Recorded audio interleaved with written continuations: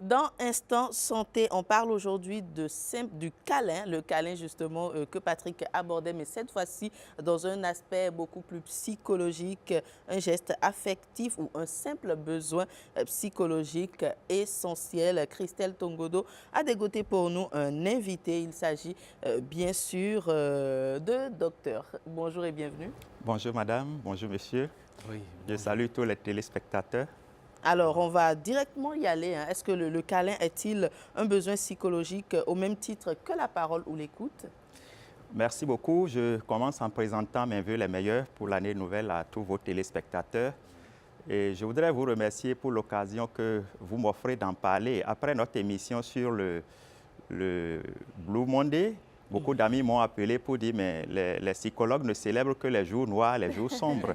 Et voilà un jour beaucoup plus glorieux, beaucoup plus lumineux, dont nous allons parler, la journée internationale du câlin. Alors, je rappelle que vous êtes Jérémy Auroux, psychologue clinicien. Voilà, les présentations sont faites. Exactement, psychologue clinicien, psychothérapeute. Je suis spécialiste de la famille et du mariage.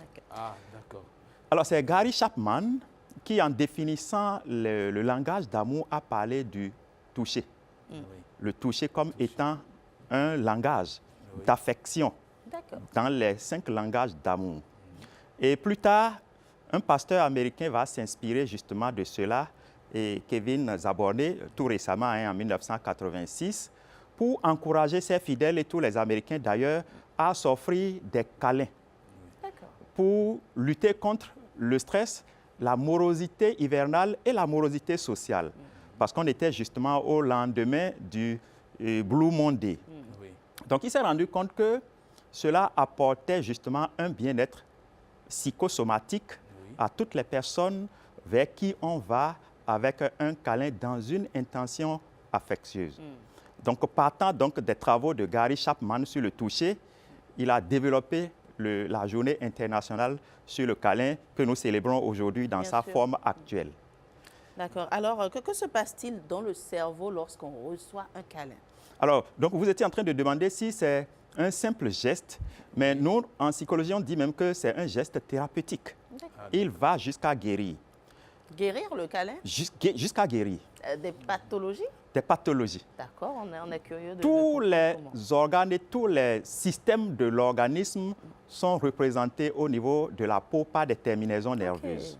Donc, lorsque quelqu'un s'approche de vous et vous offre un câlin, c'est-à-dire avec une intention affectueuse, pas belliqueuse, tout de suite, ça vous guérit, ça baisse la tension artérielle.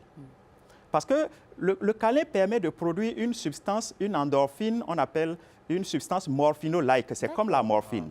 Et donc, lorsque vous recevez le câlin, vous êtes comme quelqu'un à qui on a injecté de la morphine. Vous êtes dans un contexte d'euphorie, de joie et d'apaisement. Donc, le câlin est un geste non seulement réconfortant, mais consolant. Je m'amuse souvent à dire que c'est un geste complet. Regarde, lorsqu'on finit un match de football, une finale, comme ce à quoi on a assisté récemment, pour consoler et remonter le joueur qui a perdu, on lui fait un câlin. Avec des tapes. Avec des tapes. Et pour féliciter et apprécier le joueur qui a gagné, on lui fait aussi un câlin. Donc, le câlin est un geste complet qui va dans les 2 sens. Il remonte, il encourage, il fortifie. Donc, c'est un geste qui guérit, qui permet de baisser la tension artérielle. Donc, lorsqu'on est sous l'effet du stress de la journée, des activités quotidiennes, dans une poussée hypertensive, le simple câlin d'une personne qui s'approche de vous avec une intention affectueuse peut permettre de baisser votre tension artérielle. Et vous savez, si la personne avait des antécédents d'hypertension et elle fait une poussée hypertensive, on peut banalement basculer dans un accident vasculaire cérébral. Donc, le câlin, il est thérapeutique. Le câlin permet de produire une autre substance, de l'oxytocine, qui est l'hormone de l'affection.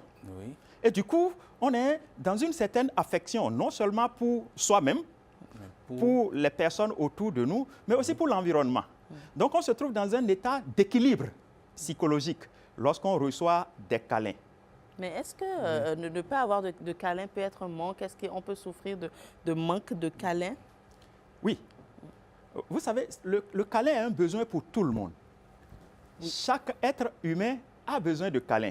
Et le câlin n'est même pas que de l'espèce humaine. Même les animaux ont besoin de câlins. Connaissent les câlins. Ah oui. Oui. Vous regardez les singes, ils se font des câlins. Les chiens se font des câlins. Les baleines se font longuement des câlins pendant leur moment de détente. Donc, ce n'est pas que humain.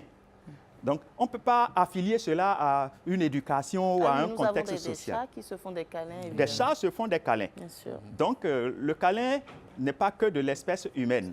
Alors, lorsque quelqu'un ne reçoit pas de câlin, c'est un manque. Il peut finir par se résigner à cause de son éducation, de son contexte psychosocial, dit bon, le câlin, ça ne me dit rien. Oui, puisqu'il n'en a jamais eu, il a fini par en perdre le goût. Sinon, a priori, tout le monde a besoin de câlin. Oui, tout le monde a besoin de câlin. Est-ce que, par rapport à la culture, est-ce que dans certaines cultures, le câlin n'est pas considéré comme quelque chose de négatif et qui peut avoir une influence sur le... Parce que c'est vrai que nous ne sommes pas forcément éduqués. La condition sanitaire de toute personne. Lorsque nous déplaçons le câlin pour l'amener à une autre dimension, peut-être sur le terrain de l'intimité, on peut dire oui qu'on n'a pas cette culture. Mais lorsque le câlin reste dans son contexte originel et original de la manifestation de l'affection, de l'expression de l'affection, en principe, c'est universel. Il n'y a pas de culture qui devrait se retirer de cela. Justement, s'il y avait des parents qui n'en font pas, c'est l'heure de s'y mettre. C'est l'occasion de comprendre que faire des câlins aux enfants, aux conjoints, aux proches, ça fait du bien à tout le monde. Vous avez parlé d'oxytamine tout à l'heure. D'oxytocine. Oxytocine, oui. Oxytocine. Oui. Et la dopamine intervient aussi pour le câlin? Parce qu'on dit que quand on parle de dopamine, c'est pour doper, donner un peu plus de tonus au corps, au cœur et à tout l'ensemble de l'être humain.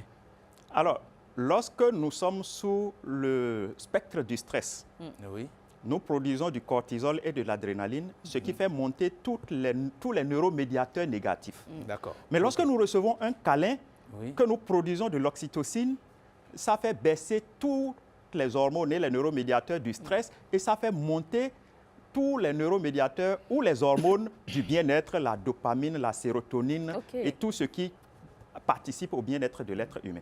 Mais je suis curieuse, tout à l'heure, vous parliez de certaines personnes qui évitent les contacts affectifs également. Qu'est-ce qui peut expliquer ça? Le seul moment où on peut éviter, c'est peut-être qu'on ne sent pas, parce qu'en fait, c'est une communication d'âme. D'accord. Parce que le câlin est du domaine de la communication non verbale, n'est-ce pas? On manifeste quelque chose, mais on ne parle pas. Donc, lorsque la personne, dans sa lecture interne, ne sent pas que vous venez dans une intention affective, mais plutôt dans une intention belliqueuse, elle peut éviter. Absolument. Sinon, les seuls moments où on peut recommander aux gens de faire attention au câlin, c'est les moments où on a peut-être une épidémie, une pandémie liée à des germes de contact. En cas d'Ebola, par exemple, en cas de Covid, par exemple, on pourrait recommander de faire attention au câlin. Mais même si dans ce contexte-là encore, en prenant les précautions, le câlin peut faire du bien à la personne qui est en train de souffrir. Parce que le câlin fait du bien du début jusqu'à la fin. Le nouveau-né en a besoin et la personne en phase terminale, le seul besoin, c'est le câlin. Et quelle est l'importance, parce que vous parlez justement de personnes avec d'affection, est-ce qu'il faut forcément qu'il s'agisse de proches ou même, je dirais, un inconnu ou quelqu'un dont on n'est pas forcément proche, lorsqu'il vous fait un câlin, la pression, elle baisse, comme vous dites? Lorsque vous êtes dans un contexte particulier et quelqu'un vous regarde et vous sentez dans son regard une marque d'affection, il peut vous faire un câlin. Ah oui. Dans n'importe quelle position. Donc, comme vous le dites, c'est une sorte de c'est une communication d'âme à âme. Au niveau de l'âme. On sent. Mais lorsque vous êtes dans un milieu, quelqu'un s'approche de vous, parfois, une voix intérieure vous dit « Attention, il veut m'agresser ». Mais quelqu'un s'approche de vous, quelque chose vous dit « Ouvre les bras ». Absolument. Et tout de suite, la personne, effectivement, te donne un câlin et ça te fait du bien, alors que c'est une personne qu'on n'avait jamais rencontrée auparavant. Donc, le câlin, c'est un langage de l'âme. Donc, la réponse que ça donne, le bien-être que ça donne, c'est vrai qu'il y a un retentissement au niveau physique, mais ça vient d'une instance qui est plus élevé que le corps. Le corps, lui, il est simplement bénéficiaire des bienfaits du câlin, même si c'est à son niveau que ça se manifeste. Oui, en fait, quand je parlais de culture, c'est en pensant un peu à un peuple, on parlait des Indios Bravos, qui, pour eux, quand on tend la main, c'est un peu comme pour provoquer, c'est pour faire un duel. Donc, dans ces conditions, comment éviter que ce soit le baiser de Judas, un câlin qui soit de l'agressivité cachée? Ouais. C'est curieux. En parlant de l'émission ce matin, je me suis dit, ils vont évoquer le cas du câlin de Judas. Oui. Alors donc, Judas s'est approché de son maître par un geste qui, normalement et naturellement, est un geste d'affection. Oui. N'eût été le Christ qui a fini par dire, c'est pas ce geste que tu me trahis, on aurait vu ça comme un acte d'amour. Oui. Donc, une fois encore, c'est l'intention derrière, c'est la pensée profonde qui détermine la nature du câlin. Sinon, le câlin en lui-même, c'est un acte d'affection. Donc, nous, on avait vu un Judas qui est venu avec affection pour faire allégeance à son maître. C'est le maître seul qui a dit, attention, le geste que vous voyez là, ce n'est pas un geste d'affection, c'est un geste qui a une autre intention derrière. Okay. Donc, le geste en lui-même, il est parfait et complet. C'est l'intention derrière qui soutient son contenu. Et quand quelqu'un s'approche de vous, vous sentez quel est le contenu de l'acte qu'il veut poser. Et là, le câlin joue son rôle. Peut-être pour finir, est-ce qu'il faut faire des câlins partout à la maison, dans le milieu familial, on l'a déjà compris, mais est-ce qu'on peut également le faire dans le milieu professionnel ou dans d'autres secteurs où on intervient? Madame, toutes les fois que votre âme, votre pensée vous dit de faire un câlin à un collègue, à un confrère, à un chef, à une personne que vous rencontrez, faites-le. Vous ne saurez jamais quel bien vous faites à cette personne. Peut-être c'était un besoin énorme pour lui, que quelqu'un lui fasse un câlin. Et vous avez été choisi et indiqué, invité en fait par son âme pour venir au secours d'une âme en détresse. Pourquoi vous priver de cela? Est-ce que le câlin peut changer une personne taciturne, une personne qui est souvent renfermée, hautaine, qui ne s'ouvre pas à d'autres personnes, qui est toujours renfermée?